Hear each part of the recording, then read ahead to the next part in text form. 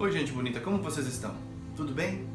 Como o início deste ano está tratando vocês? Espero que muito bem e muito abençoado por Deus. Hoje vamos dar sequência à nossa série sobre a Reforma Protestante, falando sobre John Huss. É sempre muito importante estudarmos sobre a verdadeira Reforma Protestante e todos os seus protagonistas. Caso contrário, podemos ser enganados pelas fake news espalhadas sobre eles há milênios por certa denominação romana, não é verdade? Se você está assistindo o nosso vídeo pela primeira vez e está meio que perdido no que estamos falando, não tem problema. Na descrição deste vídeo estarei colocando em ordem os vídeos anteriores, para que você possa assistir e estar a par do que viemos conversando até o momento. Meu nome é Diego Isalraldi e eu sou teólogo protestante. Vamos começar? Como falamos no vídeo anterior, o reformador John Wycliffe havia falecido, mas seus escritos perdurariam por muito tempo ainda. E agora tinham chegado nas mãos de John Huss, da Boêmia, o que levou a renunciar a muitos erros do catolicismo e entrar na obra da reforma. Como aconteceu tudo isto? Venha comigo e vamos descobrir. O evangelho havia se estabelecido na Boêmia, atual República Tcheca, e o culto era celebrado na cidade na linguagem do povo. Mas à medida que aumentava o poder papal, a palavra de Deus obscurecia. Gregório VII botou na cabeça que ele devia humilhar reis e vomitou uma nova bula na língua boêmia, que dizia o seguinte: é agradável ao Onipotente que seu culto seja celebrado em língua desconhecida, e que muitos males e heresias haviam surgido por não se observar esta regra. As devidas referências eu vou estar colocando na descrição do vídeo, tá bom? Dessa forma, ridícula e desagradável, Roma tentava esconder mais uma vez as verdades bíblicas. Antes mesmo de Huss começar o seu ministério protestante, outros servos de Deus pregavam e condenavam aberta e corajosamente os crimes do catolicismo para com a humanidade. E é óbvio que foram perseguidos. Levaram seus cultos para as florestas e montanhas a fim de louvar a Deus na tranquilidade da natureza e longe dos seus perseguidores católicos.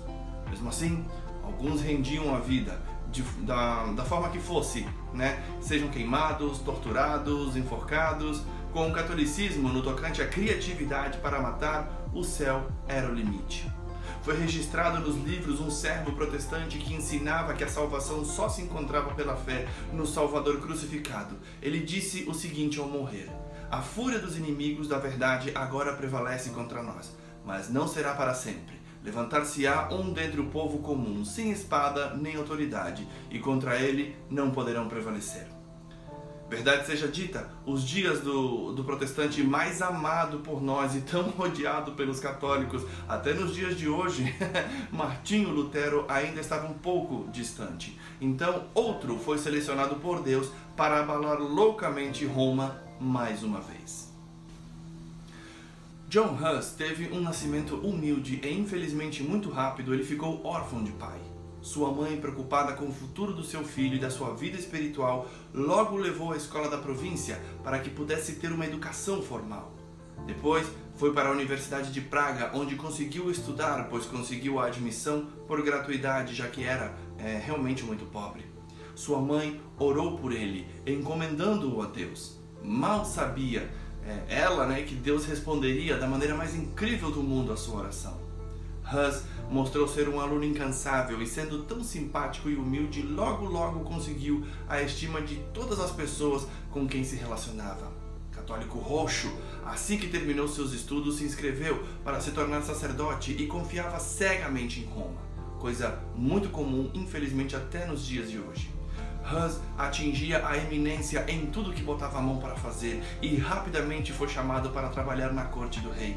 Tornou-se reitor da mesma universidade que estudara. Em poucos anos, o aluno que estudou quase que de favor tornou-se o orgulho do seu país e a sua fama era notória em toda a Europa. Em Praga, um cidadão chamado Jerônimo, que depois se tornou um fiel colaborador de Huss, fez uma viagem para a Inglaterra e de lá trouxe os escritos de Wycliffe. A própria rainha da Inglaterra era convertida ao protestantismo e, sendo uma princesa boêmia, fez com que seus escritos fossem amplamente divulgados no país. Em uma ocasião, 2 estrangeiros da Inglaterra chegaram a Praga, homens cultos, de saber que haviam recebido a luz do Evangelho e que queriam partilhá-la com todos. Pregaram corajosamente para todos os que queriam ouvir. Começaram na base da paulada, realmente denunciando a supremacia papal. Óbvio que Roma correu para silenciar essas vozes. Então, para não se exporem demais e sendo artistas, resolveram pregar de uma forma um pouco mais criativa. Fizeram 2 pinturas. Em uma delas, conforme está escrito em Mateus 21:5, que diz: digam ao povo de Sião, vejam, seu rei se aproxima, ele é humilde e vem montado num jumento, num jumentinho, cria de jumenta. Uma pintura de Jesus montado humildemente num jumentinho, acompanhado dos seus discípulos, vestidos da maneira mais simplória e descalços. Na outra pintura, encontrava-se retratado uma procissão papal, onde o Papa estava vestido ricamente com a sua tríplice coroa, Na frente, trombeteiros, cardeais, aquela turminha toda do barulho. Isso foi um sermão que todos tiveram a oportunidade de ver. Todos entenderam a moral das pinturas. Seus criadores foram perseguidos ainda mais ferozmente e, por medo de perderem as suas vidas, acharam melhor partir para outras terras e continuar o seu ministério de forma mais segura. Porém, o ensino foi dado e impactou muita gente. Entre eles, John Hus. Ele pegou os escritos de Wycliffe e os estudou mais avidamente. Ele percebeu como nunca antes os delírios de grandeza, a ambição e orgulho que manchavam a hierarquia de Roma. A luz saiu da Boêmia e foi diretamente para a Alemanha, que depois atraiu a atenção de certa pessoa que todos nós conhecemos e amamos, e que era alemão, Lutero. E por questões de segurança, todos os alunos alemães foram retirados da Universidade de Praga. E é claro que as notícias do que estava acontecendo na Boêmia chegaram aos ouvidos do Papa, e ele mandou chamar Hus para dar explicações de tudo o que estava acontecendo. O rei e a rainha na Boêmia, junto com a universidade, membros da nobreza e até mesmo oficiais do governo, suplicaram ao Papa que Hus respondesse através de uma delegação e não de forma presencial. Sabiam que Roma desejava silenciá-lo e estavam tentando com todas as forças impedir esta injustiça. O Papa, para variar, não quis saber e simplesmente interditou Praga. E eu quero que vocês entendam o que significa isso. Tudo o que acontecia religiosamente falando cessava. Igrejas fechadas, casamentos feitos no pátio da igreja, mas não dentro da mesma, sepultamentos eram proibidos em territórios consagrados, as portas do céu se fechavam e os mortos não iam mais para lá, ficando a sofrer no inferno ou no purgatório. E sendo que o Papa dizia ser o representante de Deus na Terra, já sabem, Ninguém será aceito por Deus até que Praga obedeça a sua voz. Tudo era feito para moldar um terror simplesmente indescritível. Praga ficou uma bagunça e era tudo terror. Pessoas importantes começaram a culpar Hus de tudo e ele se retirou para sua cidade natal e assim acalmar um pouco os ânimos. Mas isso não queria dizer que ele ficaria ocioso, nada disso. Mesmo lá, ele viajava e pregava bastante e multidões se reuniam para ouvi-lo. A ideia do Papa para frear o anúncio da verdade só fez com que as pessoas procurassem saber ainda mais, cumprindo-se o que está escrito em 2 Coríntios 13:8, que diz: pois não podemos resistir à verdade, mas devemos sempre defendê-la. Após um tempo de ausência, o tumulto cessou e Hus voltou e continuou pregando com todo zelo e fervor. Seus inimigos, que eram ativos e poderosos, seguiam tentando silenciá-lo. Mas a rainha, muitos nobres e uma grande porção do povo eram seus amigos. Eles sempre comparavam os ensinos de Hus com a sua vida pura e santa, aos dogmas degradantes pregados pelos romanistas, juntamente com a avareza e devassidão praticada por eles. Realmente, muitos consideravam uma honra estar ao seu lado. Até este momento, Hus estivera sozinho, mas agora uniu-se a ele Jerônimo. Brilhante e eloquente, era a companhia perfeita para Hus. Infelizmente, preciso resumir este tema, meus queridos, porque eu preciso me manter dentro dos 20 minutos de vídeo, tá bom? Então precisaria avançar mais e não dar tantos detalhes históricos como eu queria. Continuando. Já ouviram falar do Concílio de Constança? Então, lá foi o palco de uma das ações mais horrorosas, indignas, sujas e vis que o catolicismo já teve a desgraça de liderar.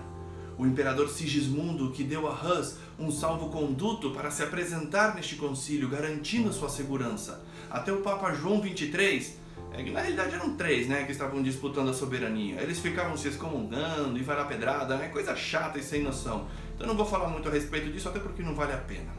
Mas Hus sabia que a batata dele já estava assando e ia ficar muito difícil, né? E foi para esse concílio sabendo que muito provavelmente a sua vida lhe seria tirada.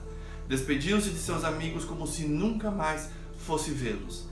Apesar do salvo-conduto do imperador Sigismundo e da proteção suposta, né, de João XXIII, logo ele foi aprisionado e colocado em horrível masmorra. Isto quase custou-lhe a vida. Após muito tempo, finalmente lhe foi concedido falar e Hus tornou pública a violação do seu salvo-conduto e o imperador Sigismundo corou de vergonha quando a Assembleia olhou com horror a tamanha violação. Da-me ânsia de vômito dar maiores detalhes, então precisarei resumir, tá, gente? Os crimes de Roma são por demais hediondos para ficar falando.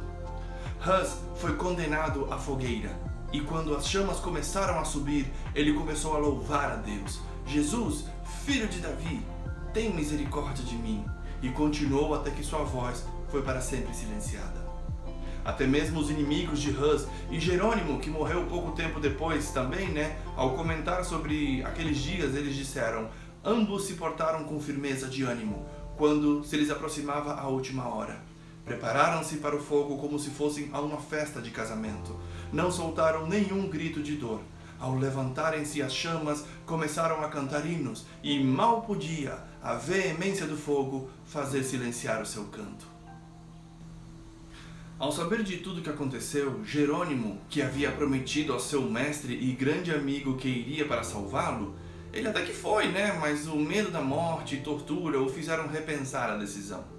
Percebendo que não havia planejado direito, resolveu ir embora, mas foi pego na saída e trazido por soldados. Os mesmos membros do Concílio de Constança que só se reuniram para tentar deter a onda de verdades pregadas por Hus estava ávido de mais sangue e queriam agora a de Jerônimo. O mesmo tratamento, ou até pior do que Hus, lhe foi proferido e isso quase custou-lhe a vida naquela nojenta masmorra do imperador Sigismundo. Lhe deram a chance de se retratar e, debilitado, com medo, né, da morte, Jerônimo cedeu e se arrependeu dos ensinos de Hus. Mas essa única retratação com Roma não era suficiente e teriam que ter muitas outras antes de realmente ter paz com eles. Quando levado de volta para a prisão nojenta em que estava, começou a pensar melhor. Percebeu que tinha traído o seu amado amigo e mestre Hus. Havia traído Jesus, havia traído a Bíblia que tanto estudara e encontrado as verdades pelas que agora estava sendo vergonhosa e injustamente julgado. Quando convocado ao concílio novamente, voltou atrás com tudo e selou seu destino ao lado de Hus e de Cristo. Cheios de ódio, os representantes de Roma desejavam mais do que nunca o sangue deste servo de Cristo.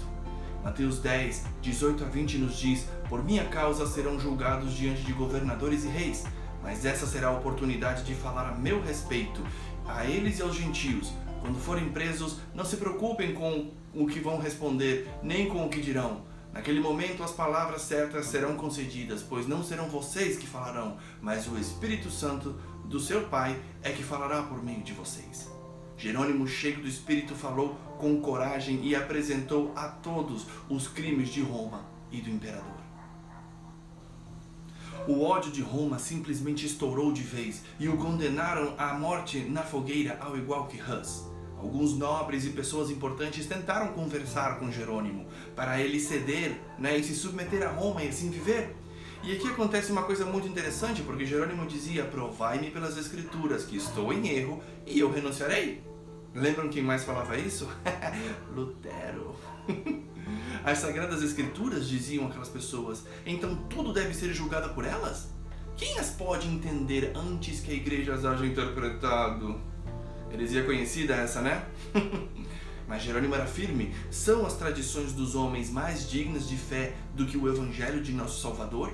Por acaso não foi Paulo que exortou aqueles a quem escreveu: escutem as tradições ou esquadrinhai as Escrituras? Daí diziam: herege!